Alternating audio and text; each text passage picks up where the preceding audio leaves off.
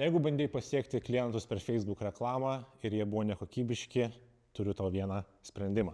Matai, yra dviejų tipų klientai. Vieni yra rinkos turistai, kiti sprendimų ieškotojai.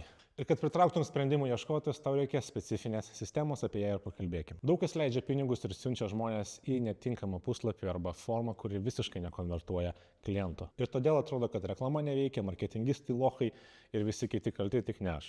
Kas neveikia, tai tiesiog neveikia kelias iki pirkimo arba užklausos pateikimo. Ir visą tą chaosą padeda sutvarkyti Avokado sistema. Pažiūrėkim, kaip tai veikia. Tai iš principo reikalingi du kertiniai dalykai. Tai yra pardaviminis puslapis, specifiškai sukurtas tavo tiksliniam klientui, ir pardaviminis video, kuris taip pat filtruoja ir pateikia informaciją tavo tiksliniam klientui, ne kam kitam. Tuomet žmogus užsipildo formą į jūsų paslaugą, užsiregistruoja ir jūs jam skambinate. Ir skirtumas yra toks, kad Avokado sistema jums atneša daug pelningesnius, kokybiškesnius klientus. Ir čia ne teorija, tą pačią sistemą mes pritaikėm labai konkurencingoje finansų rinkoje ir klientui per 6 mėnesius padėjome pakilti nuo 5 000 eurų per mėnesį iki 130 000 eurų per mėnesį pajamų.